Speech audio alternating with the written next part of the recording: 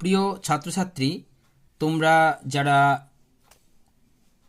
Net সেটের preparation নিচ্ছ, অর্থাৎ কলেজ সার্ভিস কমিশনে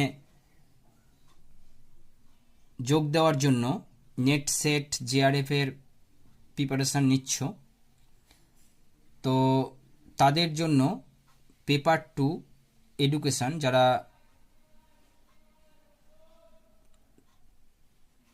এডুকেশান সাবজেক্টকে তোমাদের মেথড সাবজেক্ট হিসাবে বেছে নিয়েছো, তাদের জন্যই এই ভিডিও।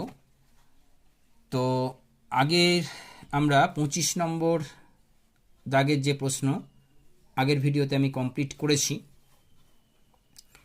তো এখন আমরা 26 নম্বর দাগের প্রশ্নটি দেখব।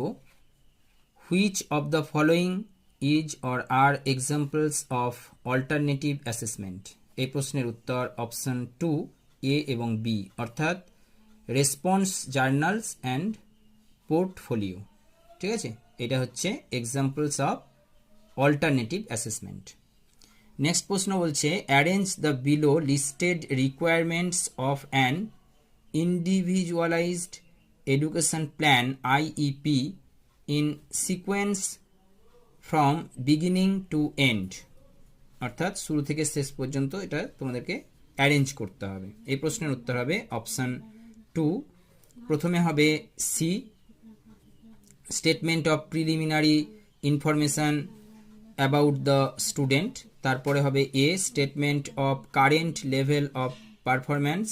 তারপরে হবে অপশান ই, অর্থাৎ statement of academic and functional goals. তারপরে হবে option D, statement of aid services modifications and supports to be provided to the child. এরপরে হবে লাস্ট যেটা option B, statement of assessment of students achievement.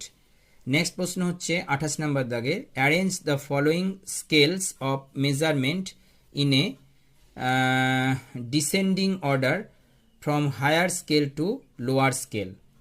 এই প্রশ্নের উত্তর হবে অপশান 3, অর্থাৎ প্রথমে আসবে রেশিও স্কেল, তারপরে আসবে তোমার ইন্টারভ্যাল স্কেল, তারপরে আসবে অর্ডিনাল স্কেল, তারপরে আসবে তোমার নমিনাল স্কেল।